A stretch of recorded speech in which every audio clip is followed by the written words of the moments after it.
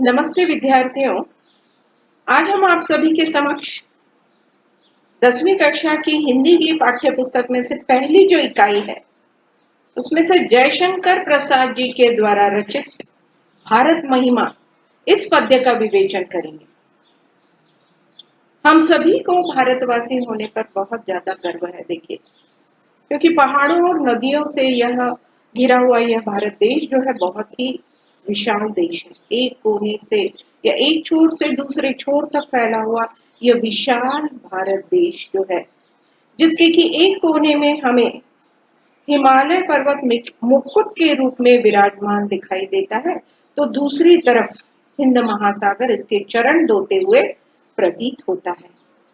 साथ ही साथ यहाँ का प्राकृतिक सौंदर्य है वो अपने आप में अनूठा है। यहाँ के वन, यहाँ के लहलहाते हुए खेत अपनी अनुपम सुंदरता लिए हुए विद्यमान है। देखिए, इस देश की जितनी भी प्रशंसा की जाए उतनी कम होगी। देखिएगा, लगभग सभी जगह सुंदरता के जो है ढेर हमें दिखाई दे देंगे। यह देश ज्ञानियों और तपस्वियों का देश है। इस देश ने सारी दुनिया को अहिंसा और मैत्री का संदेश दिया हुआ है। एक और बात देखिए, खास तौर पर कही जा सकती है, यहाँ पर हमारे भारत देश में विविधता में एकता है, जो कहीं पर भी किसी भी देश में देखने के लिए नहीं मिलेगी। किस रूप में विविधता है? तो अलग अलग धर्म, अलग अलग जाति, संप्रदाय, भाषा बोलने वाले लोग इस देश में मिलजुल कर रहते हैं। इनकी संस्कृति एक है, ये मिलजुल कर रहते हैं, इनमें अनूठी एकता है। इसका कारण पता है क्या है? कि भावनिक रूप से हम सभी जुड़े हुए हैं। इस कारणवश हम सब एक हैं। इस तरह से इस कविता में जयशंकर प्रसाद जी ने इस भारत के बारे में, इस भारत की महिमा को हमारे समक्ष किस रूप से स्पष्ट किया है, चलिए विस्तार से देखें। इस रचना में भारत महिमा, प्रथम दो पंक्तियां हम लेंगे। इसमें देखिएगा, हिमालय के आंगन में उसे किरणों का दे उपहार, उषा ने हंस अभिनंदन किया और पहनाया हिरकहार। अब इसके कठिन शब्द ले लीजिएगा।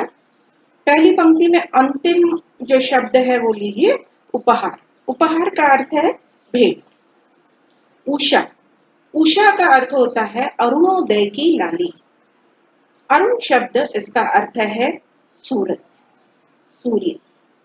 तो सूरज की जो लालिमा आकाश में छाती है ना, उसे उषा कहा जाता है। इन शॉर्ट, वन वर्ड में यदि देखना है हमें, तो हम यहाँ पर उषा यानी सवेरा लेंगे। लिख लीजिए, उषा का अर्थ सवेरा। अभिनंदन, अभिनंदन शब्द का अर्थ होता है संतुष्ट करने के लिए की गई प्रशंसा, जो है उसे हम अभिनंदन कहते हैं। यहाँ पर इन शॉर्ट हम लेंगे स्वागत। अभिनंदन स्वागत करके अर्थ लिख लीजिएगा। Next word Hirak. हिरक शब्द हीरे से बना हुआ। हिरक हार यानी हीरे का हार। चलिए देखें इसका भावार्थ। जयशंकर प्रसाद जी कहते हैं, जब पूरब दिशा से सूरज की किरणें आसमान में ऊपर की ओर आना शुरू हो जाती हैं, तब सबसे पहले वो हिमालय पर्वत से होते हुए भारतवर्ष की भूमि पर फैल जाती है।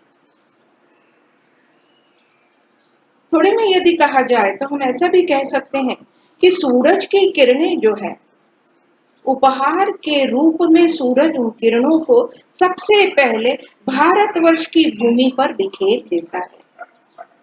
अब वो पूरा दृश्य कैसा दिखाई देता है, वह अगली पंक्ति में बताया गया है। कहते हैं वो पूरा दृश्य इस तरह नजर आने लग जाता है जैसे कि उषा ने हंसकर भारतवर्ष का अभिनंदन कर रही हो। उषा जो है हंसकर भारतवर्ष का अभिनंदन कर रही हो और उसे हीरे का हार पहना रही। अब हीरे का हार पहना रही हो, इसका अर्थ हम विस्तृत रूप से देखेंगे। जिस वक्त सूरज की किरणें आसमान से होकर ऊपर की तरफ आ जाती है और हिमालय पर्वत पर वो किरणें पड़ने के पश्चात इस हिमालय पर्वत पर जो बर्फ बिछी हुई होती है, इस बर्फ में जब वो प्रवेश करती हैं वो किरणें, तो वो हीरे के समान दिखाई देती है। और ये हिमालय पर्वत जो है चौहदी के रूप में भारत देश के चारों ओर हमारी रक्षा करता हुआ खड़ा है। और इस वजह से ऐसा प्रतीत होता है कि उषा जो है हंसकर भारतवर्ष का अभिनंदन करते हुए उसे हीरे का हार पहना रही हो। ठीक है, अब नेक्स्ट लाइंस लेंगे।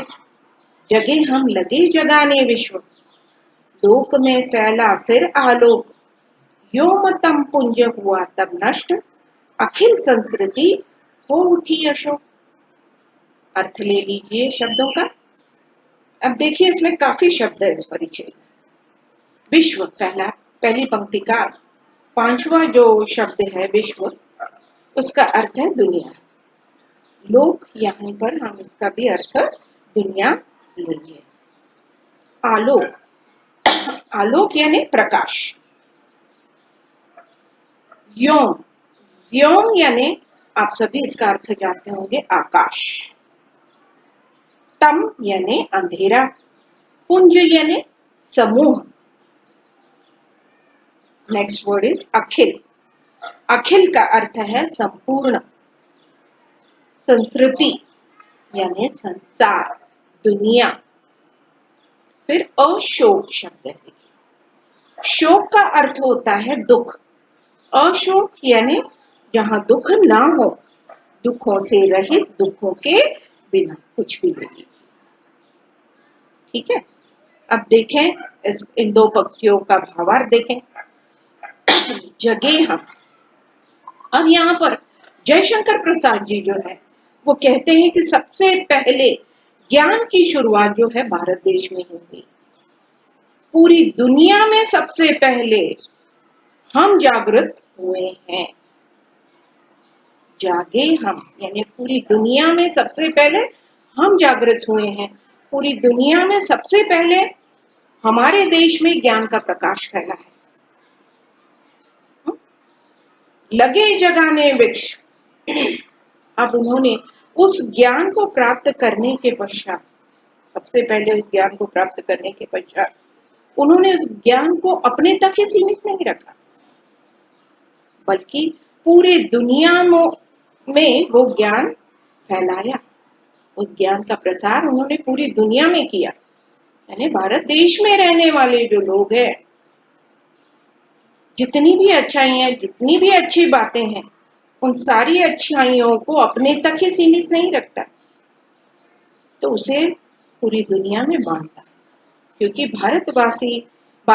वासियों की संस्कृति में यह बात शामिल है कि अपने साथ साथ दूसरों का भी विचार करना। इसलिए इस ज्ञान का प्रसार केवल अपने देश तक ही उन्होंने सीमित नहीं रखा, वरन संपूर्ण दुनिया में, पूरी दुनिया में उस ज्ञान का प्रसार उन्होंने किया। अब इस ज्ञान का प्रसार हो जाने के लिए नेक्स्ट पंक्ति में देखिए क्या किया। यो मतम पुंज हुआ तब क्या हो गया फिर? आसमान में जो अंधेरा, तम यानी अंधेरा, अंधेरे का वो जो समूह था ना, यहाँ पर हम लेंगे ये अज्ञान रूपी अंधेरा। आसमान में जो अज्ञान रूपी अंधेरे का जो समूह था, भारतवासियों ने उसे नष्ट कर दिया। और इस वजह से संपूर्ण दुनिया में, पूरी दुनिया में दुख का नाश हो गया, दुखों का नाश हो गया। यानी पूरी दुनिया दुखों से रहित हो गई। इतना बड़ा मन भारतवासियों का है। अपने साथ साथ दूसरों का विचार करने का भाव उनके मन में है। सदियों से ज्ञानियों ने, ऋषियों ने, मुनियों ने जो अच्छी अच्छी बातें लोगों को प्रदान की हुई है, अच्छाई बुराई इससे परिचित लोगों को कराया है, वो सारी अच्छी बातें आने वाली पीढ़ी को वो सौंपते जाते हैं और उसमें और अच्छी बातें ऐड हो जाती हैं, फिर आने वाली पीढ़ी को वो देते जाते हैं। इस तरह से हमारे भारत देश ने को का विश्वास है कि देने में भी अपना अलग महत्व है, देने में भी, दूसरों को देने में भी एक अलग तरह का आनंद मिलता है। चलिए नेक्स्ट 2 पंक्तियां देखें। विमल वाणी ने वीणा ली, कमल कोमल कर में सप्री, सप्त स्वर सप्त सिंधु में उठे, छिड़ा तब मधुर साम संगीत। अब देखिए विमल शब्द के कई अर्थ हैं, जैसे निर्मल, स्वच्छ, निर्दोष, शुद्ध, सुंदर, मनोहर। यहाँ पर हम इसका अर्थ लेंगे पवित्र।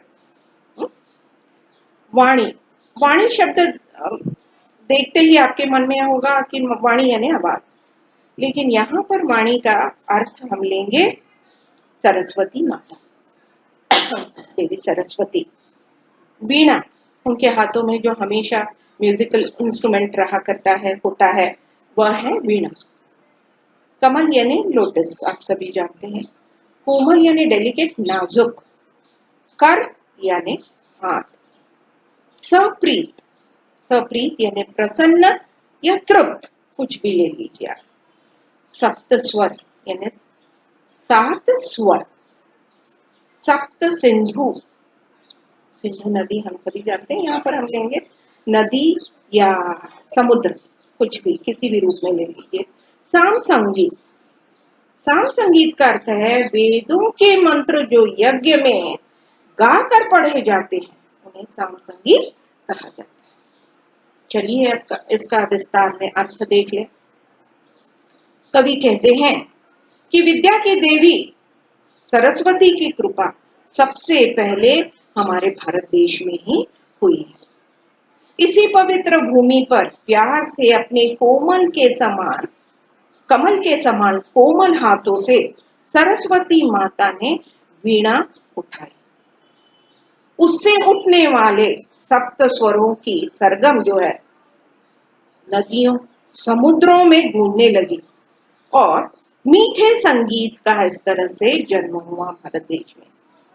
इस प्रकार इसी देश में सबसे पहले संगीत के वेद, सामवेद की रचना हुई।